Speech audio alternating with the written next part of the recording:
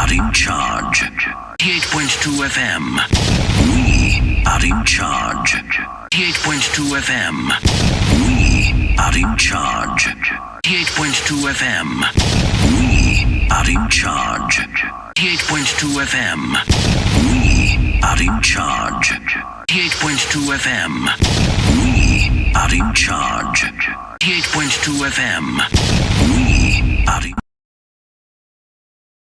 17 billion shillings worth of diesel then in the seas. It was two cabinet secretaries who came out to state that the oil belonged to Galana Energies. Galana has hired the government. Over this same weekend, however, Busia Senator Honorable Kio Mtata tabled evidence of the government withdrawing 42,965,290,402 shillings from the consolidated fund without the authority of Parliament and spending it on what it called subsidies to private financial enterprises.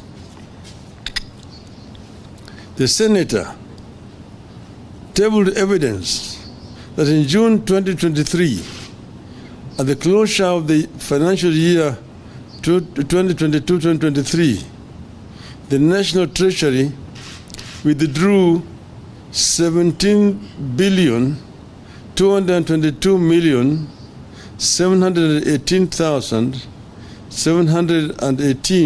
17,222,718,630 shillings to subsidize private financial enterprises.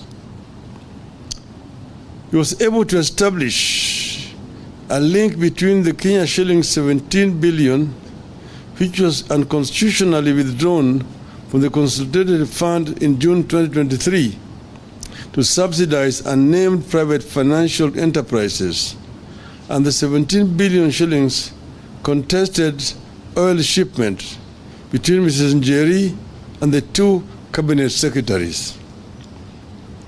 I concur with Senator's suspicion that Njeri is the private financial enterprises funded by the Kenya shillings 17 billion illegally from the consolidated fund and received by the Ministry of Petroleum and Mining.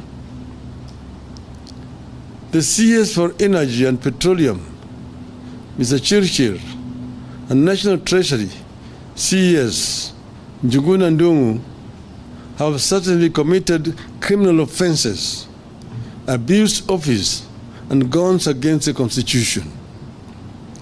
They stole money from the consolidated fund in addition to spending money way above what Parliament approved. They must not only resign, they must also be prosecuted. I want to speak today both to the cartels and the executive, who it appears are joined at the hip.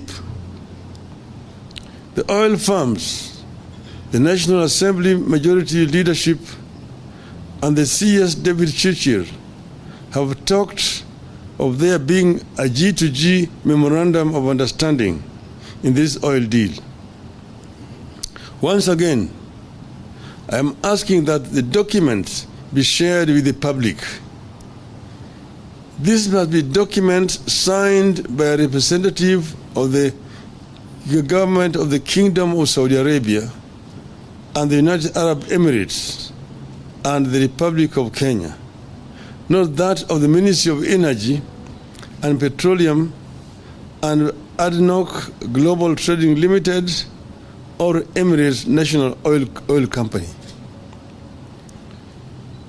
Kenyans will have noticed that even as our Ministry of Energy and Petroleum was signing deals with state-owned corporations in the Middle East, our own National Oil Corporation is completely left out. NOC has a legal mandate to participate in all aspects of the petroleum industry and is only owned by the government of Kenya through a joint ownership by the ministries responsible for the petroleum function. How does Churchill explain the exclusion of this corporation in favor of private shady firms? If he was signing, he should have signed with the minister. Is equivalent on the other side. But those companies are the ones which will sign with the NOC, not the minister. We also know that for a ship to leave one port for another, loaded with goods, it has to get a letter from the Ministry of Energy and Petroleum indicating that the ship is authorized to carry and offload the cargo in Kenya. Who cleared the Njeri ship to travel to Kenya? How did it offload? Over the weekend, we were told that the deal has resulted in so-called structured sourcing of the dollar. If that is the case, why has the exchange rate not improved? How come it has not lowered the cost of oil? What benefits have the so-called structured sourcing of the dollar brought for an inch? We are being told that since the deal, you have stopped paying for oil in dollars. We believe that Kenyans don't care whether oil is paid for in dollars, shillings, or rupee. They care about the cost of oil. Nonetheless, we are challenging the government to share with Kenyans evidence of payment of oil in Kenya shillings. Show us documents indicating when the payment was made in Kenya shillings, the bank accounts, and the recipients of the payment. This regime has told Kenyans so many fictitious stories that only documentary evidence will help the country separate fact from fiction. The oil companies and the Ministry of Energy and Petroleum have claimed that it is easy to verify that corporate tax is being paid by the oil companies. We agree that this shouldn't be a difficult task. So we are asking these firms to table the evidence of meeting the corporate tax obligations. Don't tell us, show us. We hope the Kenya Revenue Authority is listening to our demand for evidence of corporate tax compliance by Oryx, Galana, and Gulf oil companies. The Ministry of Energy and Petroleum must also table the supplier purchase agreement in this deal. If the deal was to benefit Kenyans, its details should not be hidden from them. In subsequent comments on this matter since last Thursday, I have questioned why the Director General of the Energy and Petroleum Regulatory Authority, Mr. Daniel Kiptoo, could go to the Middle East, participate in the oil negotiation, and then come back to Nairobi to regulate the prices. How can EPRA be a player and a referee at the same time? Where is the ethics and professionalism in this? How can this be in compliance with the Public Officer Ethics Act? We are still waiting for answers. When Kenya signed this deal, we had the regional markets, especially that of Uganda, in mind. The Gulf nations of Saudi Arabia and the United Arab Emirates were definitely aware that we import for the region.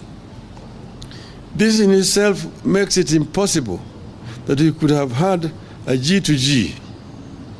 Whatever the case, we want to know what happens to the oil be intended for Uganda and onward markets? Are we going to be stuck with and forced to buy it at the old high prices while costs are falling elsewhere? Is that the reason Tanzania's has gone down while ours stay unchanged? Are we stuck with old prices because the negotiators already locked the prices and the oil is coming in the quantities that was agreed on in March? So many things still do not make sense, despite the massive space bought by the oil companies to explain themselves and the effort of the government to fool and confuse Kenyans. In light of this development, I am today calling on some 3 specific institutions that are paid by the Kenyan taxpayer to exercise their mandate and get to the bottom of this saga as follows. First, the Energy and Petroleum Regulatory Authority. This institution, under the chairmanship of a distinguished scholar, Honorable Justice Professor Jackton B. Ojwang, has the primary duty to protect the people of Kenya from predatory practices. Indeed, it is given protection in the course of its work through a legally mandated independence. Section 9(3) of the Energy Act says, except as otherwise provided in this Act, the authority shall be independent in the performance of its functions, exercise of its powers, and shall not be subjected to the direction or control of any person or authority. Under the Ruto regime, EPRA has been reduced to being a price fixer and to enable predators in the government to exploit Kenyans by overcharging them for petroleum products. Section 10 of the Energy Act gives the authority the duty, among others, to monitor in consultation with the competition authority conditions of contractors' operations and their trade practices, investigate complaints or disputes arising from the petroleum operations, ensure enforcement and compliance with the national values and principles, protect consumer, investor, and other stakeholder interests. The challenge is now on its chairman to rise up to the true mandate of the authority and investigate the following.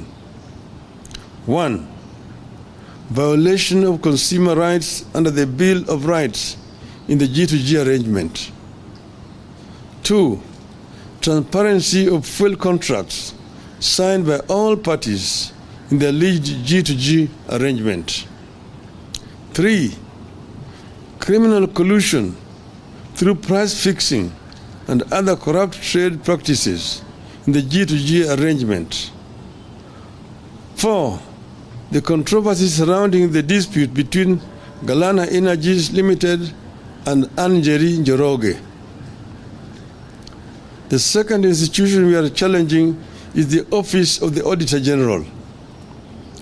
Since her appointment, the Auditor General, CPA Nancy Gathungu, has displayed courage in her approach to duty. We are calling upon her to execute her mandate in this matter and to investigate the following. 1. The procurement processes engaged in by the Ministry of Energy and Petroleum in recruitment of suppliers and their local agencies. 2. The criteria applied by the G2G arrangement in arriving at the prices at which Kenya is to buy fuel. 3. The criteria applied by the Energy and Petroleum Regulatory Authority in arriving at the prices the Kenyan consumer shall buy petroleum products. 4. The criteria applied in the G2G arrangement in arriving at the demurrage and other levies and charges. The third institution which we are calling out is the Ethics and Anti-Corruption Commission. Just a minute. We take note that Chairman Bishop David Oginde and the Ethics and Anti-Corruption Commission have been silent about the goings on in the petroleum sector. Allegations of corruption have been made, but no investigations have begun. The challenges on the chairman to start working on the matters raised and to investigate the following. 1. Conflict of interest by government officials in the lead G2G arrangement. 2. Bribery and commissions and kickbacks from revenues raised by the G2G arrangement.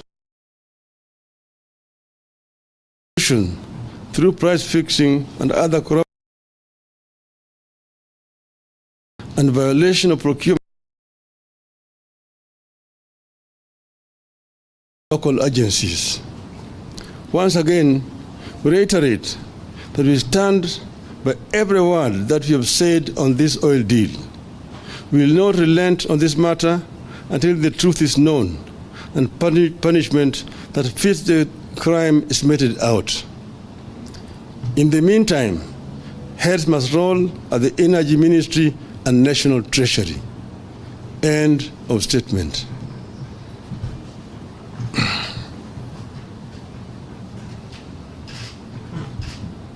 Okay.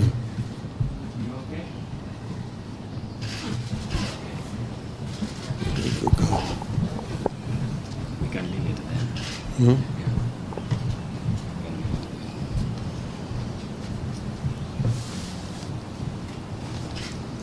There's a pressing issue? None. No question. There was no question. Satisfied. Leto nchini itachangia kupunguza kwa bei ya mafuta. Kwa upande wako una matumaini kwamba bei hiyo itashushwa chini? Kisha cha pili, Rais pia amesema kwamba kama kuna ithibati kuhusiana na madai ambayo kwa sasa unaibua, weke wazi. Asante. Rais aliongea jana juu ya bei ya mafuta, lakini sisi tunaongea juu ya mafuta ambayo tayari iko hapa. Yeye mwenyewe anajua ati matangi zimejaa na mafuta kwa sababu Uganda imekataa kuchukua hiyo mafuta kwa sababu bei yake iko juu. Sasa hiyo mafuta ambayo nasema ni tayari iko hapa, tunasema bei itashuka chini. Sababu gani bei hiyo haishuki chini wakati huu? Mbona nangoja mpaka mwezi ujao?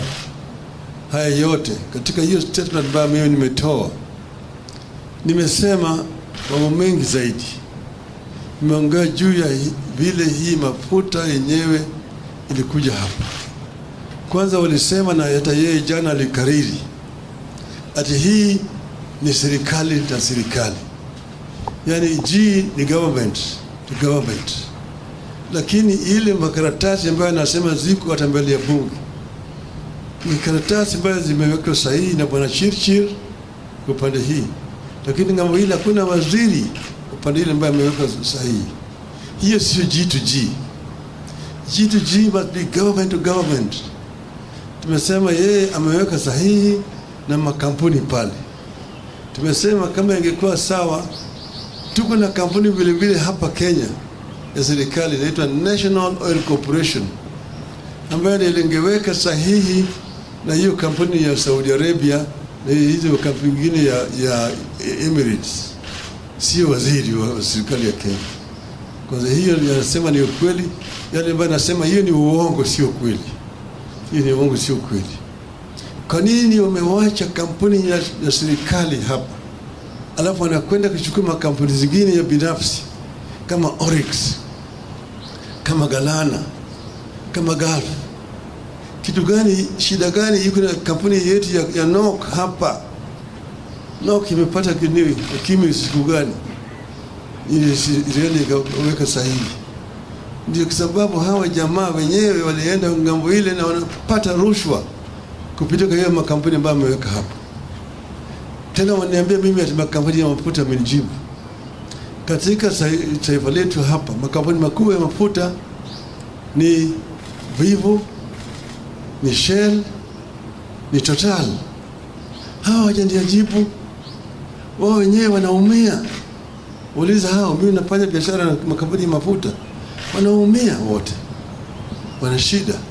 Kwa sababu hawa makampuni mengine yamewekwa hapo katikati ndio wamefanya biashara na hawa makatels. Bwana Chirchir, na mimi nataka kutoa shukrani kwa watu wa Bomet kumonyesha ya adabu. Manake hajui adabu vile Wakenya wana shida. Vijana wana shida zaidi ni hawa watu wote. Hata Bwana Ruto wanampatia ile tu heshima, lakini hawakukubali yale alikuwa anasema. Anasema uongo. Haitakikani mtu ambaye anajiita rais awe kila mara akitoka na msimamo namna hii anasema uongo. Sema ukweli. Ukweli haiozi. Na ukweli kidhihiri, uongo ujitenga. Nikujibu. Shukran. 88.2 FM. We are in charge. 88.2 FM. We are in charge. 88.2 FM. We are in charge.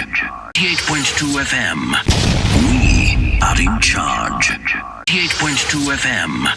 We are in charge. 88.2 FM. We are in charge. 88.2 FM. We are in charge. 88.2 FM. We are in charge. 88.2 FM. We are in charge. 88.2 FM. We are in charge. 88.2 FM. We are in charge. 88.2 FM. We are in charge. 88.2 FM.